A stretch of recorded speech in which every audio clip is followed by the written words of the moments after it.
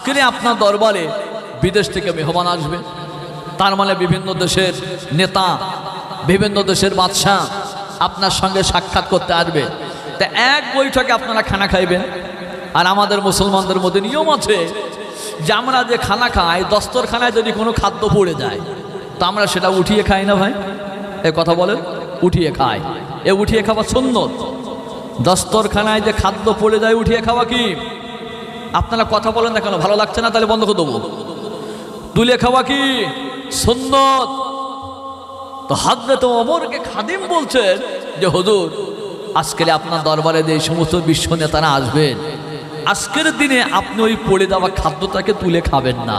কেন না? যদি আপনি তুলে খান লোকেরা বলবে মুসলমান হাগুরে, এদের জ্ঞান নাই, দেখো পড়ে যাওয়া খাদ্যও তুলে খাচ্ছে। হযরত ওমর চেহারা লাল হয়ে গেল, খাদেমের দিকে এমন ভাবে তাকাইলেন। খাদেম তো বলে বাবা ছাড়লে বাসি, রেহাই নাই। হযরত ওমর বলেছিলেন আনাহানু নাতুরুকুম সুন্নাত হাবিবি মুহাম্মাদিন সাল্লাল্লাহু আলাইহি ওয়াসাল্লাম মিন হাউলাইকা সুবহাইব। হে খাদিম শোনো, ওই সমস্ত বেয়াকুবদের জন্য আমি আমার পেয়ারা নবীর সুন্নতটারে ছেড়ে দেব, এটা আমার পক্ষে অসম্ভব। সুতরাং এটা কোনোদিন আমার পক্ষে সম্ভব হবে না। আমার ভাইরা, যে হযরত ওমর আল্লাহর নবীর সুন্নতকে এতটা ভালোবেসেছেন, সেই হযরত ওমরের সামনে আল্লাহর নবীকে অপমান করা হইবে। হযরত ওমর কেমন করে সহ্য করবেন? হযরত আবু বকর লজ্জিত হয়ে গেলেন। হযরত ওমর ফারুক তলোয়ারটা খাম থেকে বার করে আবার খামের মধ্যে দিয়া দেন। একটা বার যদি নবীজি অনুমতি দেন, আমি সঙ্গে সঙ্গে ইহুদিকে জনমের মতন বিদায় দিয়ে দিব। নবীজি আমার কিছুই বললেন না। দুইজন সাথীকে সঙ্গে করে নিয়ে বাড়িতে এলেন। তৃতীয় দিনে ইহুদি আবার পত্র লিখে পাঠিয়ে দিল, যাও বাবা চলে যাও, মুহাম্মাদের কাছে পত্রটি তুলে দিবে। ওই পত্র লেখা আছে, আপনি মুহাম্মদ, আপনার দুইজন সাথী হযরত আবু বকর এবং হযরত ওমর সহ আপনাদের তিনজনকে অমুক দিনে দিয়ে প্রহরে আমার বাড়িতে দাওয়াত রহিল। নবীজি আমার দাওয়াত কবুল করে নিলেন। হযরত আবু বকর বলেন, ইয়া রাসূলুল্লাহ, ইয়া হাবিবাল্লাহ, হুজুর আপনার কাছে আমি আবেদন করি, আপনি যা বলেছেন তাই শুনেছি, আগামী দিনে যেটাও বলবেন আমি সেটাই শুনবো, যে কথা বলবেন সেটাই শুনবো, কিন্তু আজকের দিনে আপনি আমারে ক্ষমা করে দেন, মাফ করে দেন। আমি ইহুদির বাড়ির দাওয়াতে যেতে চাই না, তার কারণ আমি আবু বকর দাঁড়িয়ে থাকবো আর আল্লাহর নবীকে অপমান করবে, আমি আবু বকর কোনোদিন মেনে নিতে পারি না। হযরত ওমর বললেন, ইয়া রাসূলুল্লাহ, যাই বলেছেন তাই শুনেছি, আগামী দিনে যা বলবেন তাই শুনব, কিন্তু ইহুদির বাড়িতে যাওয়া থেকে আপনি আমারে ক্ষমা করে দেন, আপনি আমারে মাফ করে দেন। তার কারণ ইহুদি আপনার সঙ্গে বেয়াদবি করেছে, এই জন্য ইহুদির বাড়ির দাওয়াতে আমি যেতে চাই না। আমি ওমর চাই না যে আমার সামনে আল্লাহর নবীর সঙ্গে বেয়াদবি করুক। কিন্তু যদি যেতে হয় আপনাকে অনুমতি দিতে হবে। এবারে যদি ইহুদি আপনার সঙ্গে বেয়াদবি করে, আপনাকে অনুমতি দিতে হবে, আমি ইহুদিকে জনমের মতন শিক্ষা দিয়ে দিব। এই শর্তের সঙ্গে আমি যেতে চাই যে এবার যদি আপনার সঙ্গে বেয়াদবি করে তাহলে ইহুদিকে জনমের মতন আমি বিদায় দিয়ে দিব। নবীজি আমার দুইজন সাথীকে ভালো করে বুঝিয়ে দিয়ে ইহুদির বাড়িতে রওনা দিলেন। ইহুদির বাড়িতে গিয়ে নবীজি একটাবার সালাম দিলেন, আসসালামু আলাইকুম ইয়া আহলাল বাইত। সঙ্গে সঙ্গে দরওয়াজা খুলে দেওয়া হলো, গেট খুলে দেওয়া হলো। আল্লাহর নবীকে আপ্যায়ন করলেন, আবু বকর এবং হযরত ওমরকে আপ্যায়ন করলেন। তিনজনকে আপ্যায়ন করবার সময়ে ইহুদি বলে, ইয়া রাসূলুল্লাহ, ইয়া হাবিবাল্লাহ, হুজুর আমি আপনার সঙ্গে বেয়াদবি করেছি, আবু বকরের সঙ্গে করেছি, ওমরের সঙ্গেও করেছি। আপনার সঙ্গে যখন আমি বেয়াদবি করেছিলাম, আপনাকে অপমান করেছিলাম, আপনার একজন সাথী হযরত আবু বকর তিনি তো লজ্জিত হয়ে গিয়েছিলেন। আপনার অপরজন সাথী হযরত ওমর তিনি তার চেহারা লাল হয়ে গিয়েছিল, আর তলোয়ারটা খাম থেকে বার করেছিল, আবার খামের মধ্যে দিতেছিল। বারবার করে আপনার দিকে তাকাইতেছিল।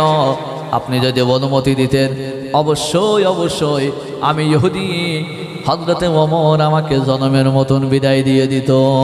আমি সব জানি, তারপরেও আমি আপনার সঙ্গে বেয়াদবি করেছি। তার কারণ হলো আমি আমার কিতাবের মধ্যে পড়েছি আখেরি জমানা নবী যিনি হবেন, শেষ জমানায় নবী যিনি হবেন, তার সঙ্গে যদি কেউ বেয়াদবি করে ওই আখেরি জমানার নবীর গুণ এটা হবে যে তিনি তার সঙ্গে ভালো ব্যবহার করবে। কথা মনে আছে তো? কথা মনে আছে তো? হেডলাইন আখেরি নবীর গুণ এটাই হবে, তার সঙ্গে যদি কেউ খারাপ ব্যবহার করে তিনি তার সঙ্গে ভালো ব্যবহার করবে। ইহুদি সেই সময় বললাম আমি আপনার সঙ্গে বেয়াদবি করেছি, এই কারণে আমি আপনাকে চেনবার জন্য আপনি বিশ্বনবী কিনা। এখন আমি পরিচয় পেয়ে গিয়েছি আপনি বিশ্বনবী। দয়া করে মেহেরবানি করে আমার সমস্ত বেয়াদবি মাফ করে দিয়ে আপনি ইসলামে আমারে দাখিল করে দিন। আল্লাহ নবী ইহুদিকে তার সমস্ত বেয়াদবিগুলো মাফ করে দিয়ে নবীজি পড়াই দিলেন লা ইলাহা ইল্লাল্লাহ মুহাম্মাদুর রাসূলুল্লাহ। ইহুদি যখন কলেমা পড়ে নিল, ইহুদির আরেকজন, তার মানে ইহুদির ছোট ছেলে যে পত্র নিয়ে আল্লাহর নবীর কাছে নিয়ে গিয়েছিল, এই ছোট ছেলেটি ছুটে ছুটে এসে বলে আব্বা গো এই মানুষটার কাছে কি জিনিস পড়ে নিয়েছ আমাকেও একটু পড়িয়ে দিন। তার কারণ আমি যখন পত্র নিয়ে তার কাছে গিয়েছিলাম আমার মনে আছে ওই মানুষটি আমাকে দেখে আমাকে সম্মান জানিয়েছিল, আদবের সঙ্গে বসে গিয়েছিল। এই জন্য যে কলেমা নিজে পড়ে নিয়েছেন সেটা আমাকেও একটু পড়িয়ে দিন।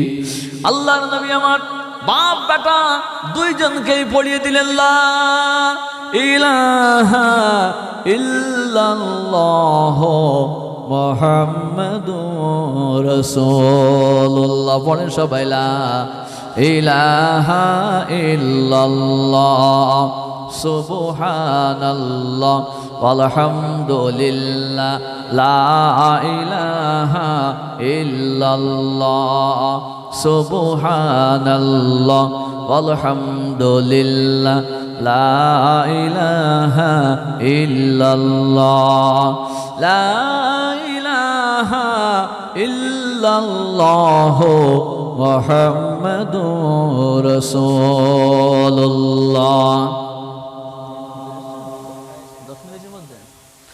নারে তাকবীর, আরেকটু জোরে নারে তাকবীর। সিলসিলায়ে ফুরফুরা শরীফ, সিলসিলায়ে ফুরফুরা শরীফ, নারে তাকবীর। আমার বন্ধুগণ খুব শীঘ্রই আমরা জানার জন্য বসে আছি, তিনি খুব শীঘ্রই এসে যাবেন। ভাইজান এসে গিয়েছে, আমরা সকলে তানার বক্তব্য শুনবো। তবে তানার আসার পরে কথা বলা আমার জন্য উচিত হবে না, তবু অনুমতি পেলাম যেখানে, তো আসা পর্যন্ত আপনাদের সামনে দিয়ে একটা কথা বলি। যে কথা বলতেছিলাম নবীজির 4টি গুণের কথা।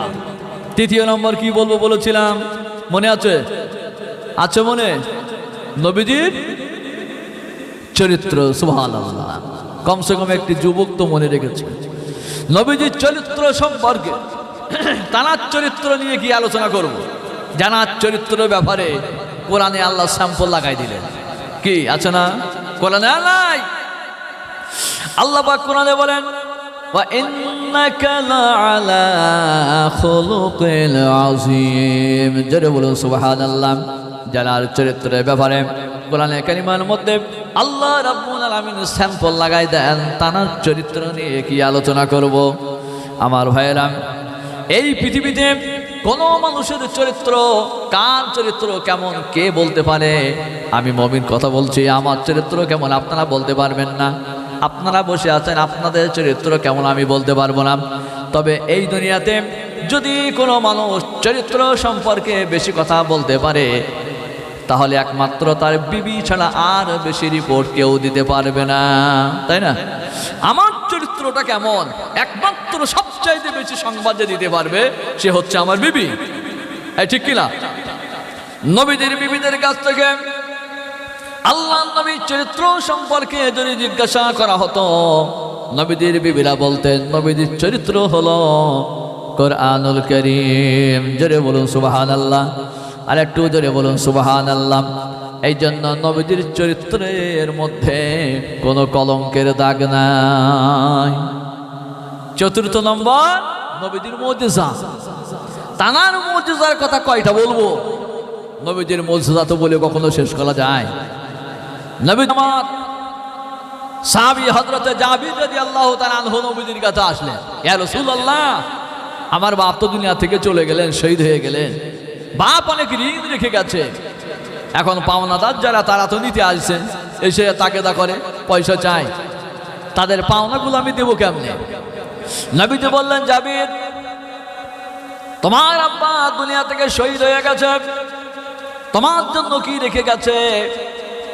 হযরত জাবির বলেন, ইয়া রাসূলুল্লাহ, ইয়া হাবিবাল্লাহ, হুজুর কিছু খেজুর গাছ আমার জন্য আমার আব্বা রেখে গিয়েছে। নবীজি বললেন, ওই খেজুরগুলো যদি নিয়ে আসো পাওনাদের পাওনা শোধ হবে কিনা?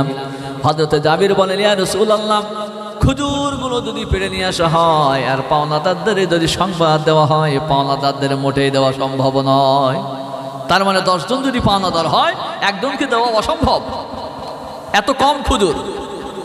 নবীজি বললেন, জাবির শোনো, খেজুরগুলো নিয়ে আসো।